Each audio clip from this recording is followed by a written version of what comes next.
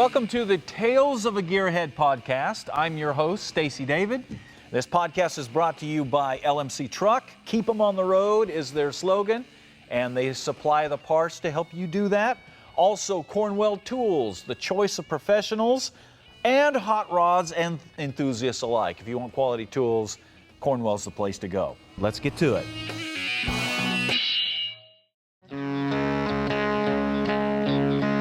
All right, the big question for you out there listening, have you seen the commercials for the electric Hummer? The electric Hummer, everything about that sounds wrong. The electric Hummer. GM's coming out with it. Just let that sink in a little bit. Okay, well, the ads, I did a little bit of research on it. First of all, I'm watching the ads, and they're out in the middle of the desert in this electric vehicle, and they're all like, go out there beyond, and go. Okay, well, first of all, anybody that's ever done any overland touring or off-roading or this and that, one thing that almost every vehicle has on it, you have a spare tire and you have a jerry can full of extra fuel. Why? Because invariably when you're out in the desert or out overlanding or out four-wheeling or off-roading, you run out of gas. So what are you going to do with an electric vehicle out in the middle out there when you're stomping on it and sucking all the power down? Okay, first, that's just everything about that is wrong. But then I'm watching the ad and they're saying, you know, it'll go from 0 to 60 in 3 seconds, which honestly is awesome. But in a Hummer?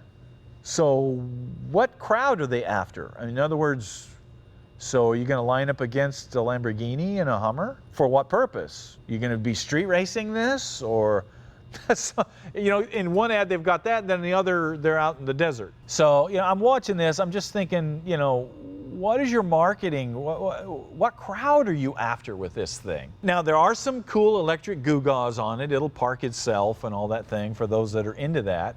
Personally, I don't know, I don't have a single car guy friend, male or female, that wants their car to park themselves. I mean, that's a challenge. When you pull in, you want to be able to parallel park or park your vehicle. I mean, that's part of being a car person. Park your own car. It's like, oh, excuse me, I must have somebody else park my car. I'm going to push the button and let it park itself. No car people do that. Come on. So anyway, they've got that. There is some technology involved in the truck that seems pretty amazing. But as I'm watching the ad, I'm like, wait for it, wait for it, wait for it, the price. And of course, they didn't say it on the ad, so I had to research it. So, for those of you that haven't guessed it, just take a wild guess now as you're listening. Just think in your mind, what do you think the price is of this electric Hummer? Now keep in mind, the Hummer has never been a real successful brand for Chevrolet anyway. You know, the original H1 is a legend in the military world. And AM General put some of those out for Schwarzenegger and some of those guys. But when GM bought the rights and the H2 came out, they didn't sell a lot of those. That's why it's not on the market anymore. And then there was the little H3 and the same sort of deal. They weren't that popular. To come out with that marquee is eyebrow raising to me. You would think they would do it with the Blazer or something like that, which was a far more successful vehicle for them. And back to the price, I find it is $99.99.99, 1 penny under $100,000. $100,000. Are you letting that sink in there? $100,000. Who has $100,000 to spend on anything, let alone an electric vehicle? I don't know where the market is on that. I mean, 70 for the Raptor was a lot, but at least with the Raptor, you literally could go run Baja with a Raptor. People did it. You know, so there is some real value to that vehicle. It remains to be seen what there's going to be. And keep in mind, listen, I want to be real clear. I'm not against electric vehicles. I'm not against the technology, you know, as it moves forward, as we solve the problems that go with electric vehicles. But there is some stuff going on there. It is, I just look at that and kind of wonder, what are they trying to do with this? I would be interested in your comments and what you're thinking about it. And this is the question that I want to put to you all out there that are listening to this. If you had $100,000, free and clear, no bills, nothing, this is $100,000 to spend how you want, and you have to spend it on a vehicle.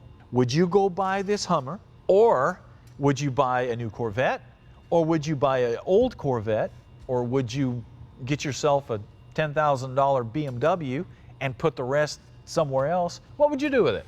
Be interesting to see what you would say. What would you do with it? I would not buy a Hummer with it, not an H1, H2, or H3. The electric vehicles, They don't last. 5 years and then you're sucking up a new battery, 10 grand. when I saw that, the only thing I could think of was I spent some time living in Los Angeles, and the first thing, as well as New York, and the first thing I thought of was, what happens when you're in rush hour traffic for 2 hours each way? And you're just sitting there, and of course they can conserve some battery mode, but I think you're going to run out pretty quick. But if I had 100 grand, you know, I think I would try to find like some cool Maserati or something like that. Or, speaking of BMWs, I'd put $10,000 into my $3,000 station wagon and just upgrade the living mess out of it. You'd have a ball with it. You know, the thing is, when you start looking at that, you can get a BMW Z3 for anywhere from 3 to 8 grand. You can get a Z4, kind of the same price range. You can get Mercedes SLs, you know, a 500 SL for 8 grand. Yeah. They're out there. You can get Jaguar XK8s for 8 grand. You know, and these are cars that are right around 100,000 miles. You know, these are great cars, great, you know, these are high-end cars. I just looked at a Jaguar F-Type, $40,000. Right. And it has 15,000 original miles on it. You can buy a Viper for 40. Yeah. You're a 40 or 50, you know, and that's 15,000 original miles, collector vehicle, you know, and have money left over. You can buy 2 of them. Yeah. You know, you can get yourself a Cobra and have money left over. Good night. When you start thinking in those terms, whether it be cars or trucks or whatever, you know, you can get the C7 Corvettes. Good night, 20 grand, 15 grand, 12 grand, depending on what kind of shape they're in. The C6s are definitely those price ranges. That's a 180 mile an hour car. Sure. I mean, what more do you need? You know, you talk about a fun car. You know, if you want to do like the off-road thing, you can get Jeeps, JKs and JLs and that kind of stuff, and have all kinds of money left over. Sure. Well, they're building disposable vehicles. I have several friends that have had Teslas, and across the board, every single one of them, when it was time to replace that battery, they got rid of the car. Because to them, it's a used, everything, it'll never be like it was. It's a used throwaway mentality.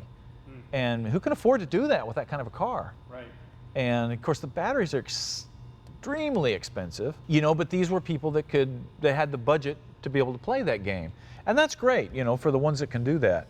I'm just looking for the overall people, you know, the consumer. And I've always said, listen, if you want the very best idea for especially city traffic, if you want electric vehicles, and if you really want to curb emissions towards cars and stuff, public transportation. Take a bus and do an electric bus, or the electric trolleys and stuff that they've done in, you know, the subways, the trains and stuff. That's the way to do that. That would never happen here. Nashville's too sprawled out. We love our cars too much. We didn't grow up with public transportation, public transit being part of our DNA. People that grew up in New York did.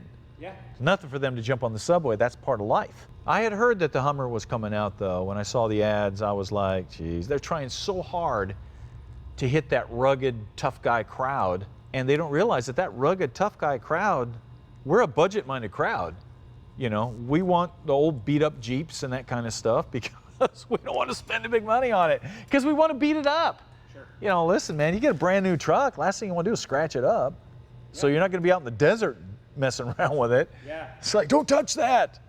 Speaking of that, remember when the Corvette came out, the ZR1, when that thing came out, I guess it was early 90s, it was the first production 200 mile an hour car. They guaranteed it'd go 200 miles an hour. Had that awesome engine in it. And it was the one that came with the valet switch, where if you pulled it in, you could flip the switch and turn it and take the key out of it. Car would only go 30 miles an hour, man. The valets are like, oh, crap, he took the key. You know, one of the big challenges that faces restorers out there today is finding good quality original parts. And there's a lot of places out there that carry custom parts, but finding those original parts can be very difficult. And that's one of the reasons you hear me talk about LMC truck all the time. Because if you're doing a truck project, Ford, Chevy, Dodge, doesn't matter what year, they carry everything, they have got the parts, those little screws and those nuts and those little fasteners that you can't find anywhere, you can find at LMC. So if you have a project, even if you're not working on a truck, but you might need some hardware or something, you know, that is Ford, Chevy, or Dodge related, you need to have an LMC catalog, because I guarantee you, they got something that you can use.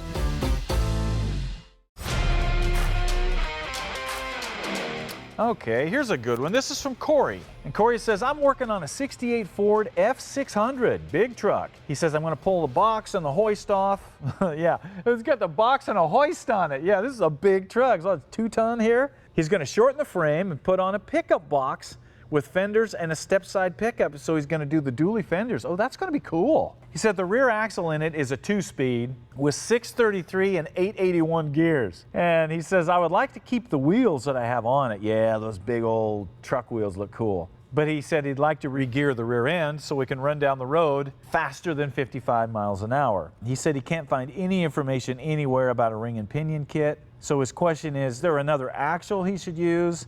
Is there a kit somewhere? He says, I'm just wondering what you would do. Well, actually, that's a really cool project. What you're finding out is absolutely true. Those big rear ends like that, most of them, there are no ratio, there's no ring and pinion options, because people didn't do that. Not only that, there's not lockers or traction controls for them. Once in a while, you can find one that came from the factory with a limited slip or whatever, and those are great. The best thing to do, just like you're gonna do, is dump that rear end and go out and find something from like a Chevy top kick. Under my heavy metal tow truck, those are top kick axles. First of all, there's a lot of those in junk yards and salvage yards, and there's options for gear ratios because those trucks, you know, ran freeway speeds no problem. And you can even get some lockers and some limited slip options out there for them.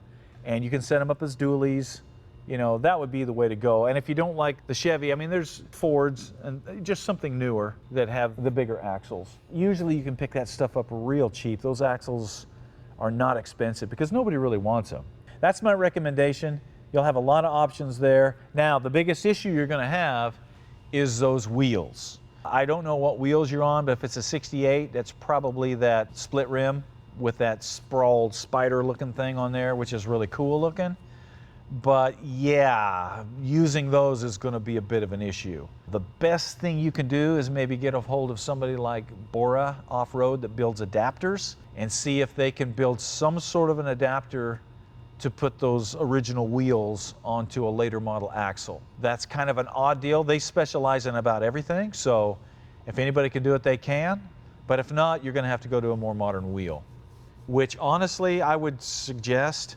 If you're going to be running down the road, those old split rims, you know, they're all right when you get them on there, but there's not a lot of places that even want to change those anymore. So, you know, go to a nice Alcoa or something on there.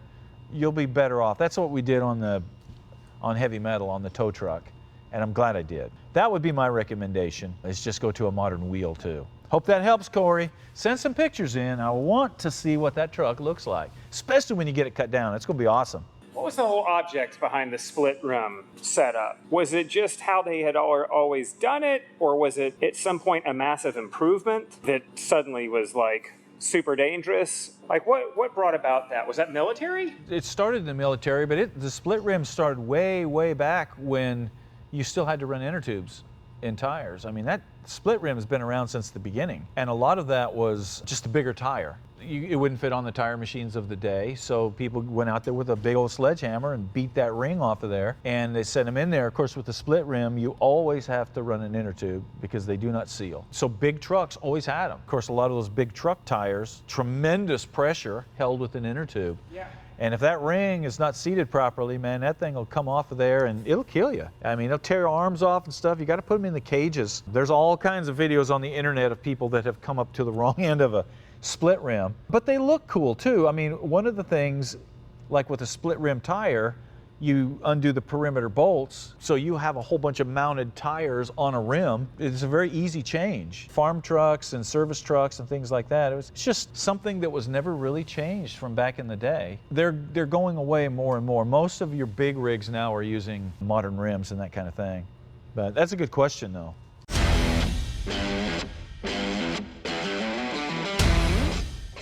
This question here comes from Jeff. And Jeff is working on a 92 Chevy Sportside pickup, and he wants to change from 5-lug to 6-lug. Now, what's out there to do this on the cheap? I am on a fixed income. Aren't we all, Jeff? I'll tell you what, man, the best way to do this, go to Bora, B-O-R-A. They specialize in wheel adapters and spacers, and if they don't have something, they can make you something. Their adapters are about, depending on if you get aluminum or steel, they're about $100, $110 each. That's the best way to do it. Their stuff is good, it's safe, it's tested. You don't want to do some cheap thing because it is your wheels that you're bolting on. But that's the way to change it. I mean, you can go in and try to find another hub and change the hub and do all of that stuff. That requires running back and forth to junkyards, getting the right parts, then brakes become an issue, all that kind of thing. The best way is just get an adapter. You'll be good to go on that. You know, people ask me all the time, what kind of opportunities are there in the automotive industry? One, if you want to be your own boss, you might want to consider being a Cornwell tool dealer. I mean, they're always looking for people. They have routes everywhere. They're America's oldest tool company. They make the best tools in the industry, and they're a great company to work for. If you're looking to be your own boss, start your own business, and tired of cranking on wrenches, you may want to be a tool dealer. Got a lot of questions here today. This is awesome. This comes from PJ. PJ is working on a 76 Chevy Nova. He's like, how easy or hard would it be to put a 67 through 72 fenders, grill, headlights, etc. on my 76 Chevy Nova? I want to give it that old school look. And he saw what we did on the Camaro and he wondered if it was possible with his car. Well, I got good news and bad news for you there, PJ. But first, let's talk about the body swapping phenomenon and what kind of leads to it. Most of these manufacturers, when they're building a vehicle, they keep the base vehicle for at least 2 or 3 years, sometimes longer than that.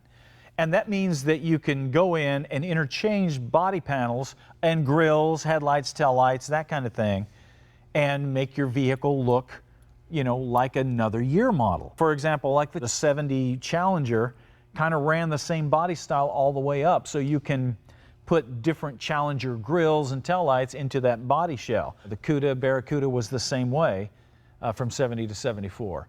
Mustangs, you could do that stuff for several years, and the Nova is another one. Now, the Nova we're talking about here is the 68 through 72. It's the first of the fastback look, and it's a very neat looking design. You know, a lot of people really like those things. Now, the second part of that body style, the 73 and 74, was once again the same shell, so you could put different grills and bumpers from the earlier cars on there and just basically bolt them on. Problem is, PJ, that you're running into in 75, there was a major body change. Yeah, so from 75 on, the early stuff is not going to just bolt right on. Not only that, it's just not going to look right. Now, if I say it will not fit under any circumstances, I guarantee you there's some hot rod out there that's go, oh yeah? Well, I can do that, I did it. And you can. Listen, that's one of the cool things about being a hot rodder. We can make anything fit. But just because you can doesn't mean you should. So the biggest thing that you're going to run into is if you look at the body style from 75 on, it was completely different in the roofline, the trunk, the stampings on the fenders. They're completely different. So the stampings on the early fenders, they're not going to line up. You're going to have all kinds of problems through the doors. So you're going to have a lot of issues that you don't need to mess with. Now, if you just want to graft the grill in or a taillight panel, that's much, much easier, and that would actually look pretty good. But once you start getting into body panels where you have the body reveals and the styling lines that you have to deal with, that starts to be a big, big issue. So my recommendation to you, PJ, is if you want that look of the 68-72 Nova, you need to just sell your 76 and get one of the earlier ones. and you'll be much happier, it'll go together easier, and you'll have the car you want. I hope that helps. You know, when I was growing up, one of the coolest things was people would take the Volkswagen buses and cut like 3 feet out of the center of them. And they would be these little stubby buses, and they were so fun. You know, I mean, a Volkswagen bus was kind of goofy looking anyway. So having one all shortened up, I mean, they were cool. Looked like they'd tip over in a second. But probably the craziest thing that I've seen that did not work, was very expensive, is a friend of ours has a chopped down Thunderbird. And somebody had completely chopped, gosh, I would guess a foot, 2 feet, something out of the center, taken a later Thunderbird that was a 4-seater and turned it into a 2-seater. And tremendous amount of work, tremendous amount of time, and everything about this car didn't work. The nose was too long, the tail end was too long, the door shape of the doors didn't work, the little top they tried to put on it like a 57 Bird. It just was awful everywhere around. And it's not that the work was bad, it's just nothing worked. The lines didn't work, the shape didn't work. And you know, when you start doing a major redesign like that, you really have to step back and look at it as a designer and go, okay, if I'm going to take a Torino fastback roof and put it on a Cougar, what is that doing with my lines? How does that work with the lines, or how does it not? And if it doesn't, don't go there, or make your own top or your own roof. So like I said, anything is possible. You know, as hot rodders, especially fabricators and stuff, sometimes we do stuff just because we can. And that doesn't mean you should. But sometimes it's just fun to do that. When you step back, you have to be able to look at it and go, does this make sense? Or have I just completely ruined everything about it? That's sometimes a hard thing to answer, but when it's your project, you know, you have to think about it realistically. And I tell you what, some of the neat things that I've seen in the rat rod world is where guys have done things completely out of the box, and dang, if most of that stuff doesn't work. They make it work, but they approach it as a designer. You know, Steve Darnell's a good friend of mine that does Vegas rat rods, and he looks at it as a designer, and most of that stuff works. You know, as far as design, you know, the beds are the right size, the size and the length and that kind of stuff. But keep in mind, most of the rat rod stuff is considered more of a art form as opposed to an automotive form. And sometimes you have to do something. It can't be so low because you have to be able to get in and out of it. It can't be so high because you have to be able to get in and out of it. You know, there are some things when you're building a vehicle that you're going to drive that, you know, you need to make concessions on style. I've done my share of cutting stuff up. Sometimes it doesn't work too well, and you just kind of start over. And that's how you learn. Get out there, cut some stuff up. Keep in mind, this podcast is made possible by our friends at LMC Truck and our friends at Cornwell Tools. All right, that wraps it up for us today. It is time for you to get out there, start working on something, build something with your own two hands, send in your questions, send in your pictures, let us know what you're working on. All right, we'll see you later.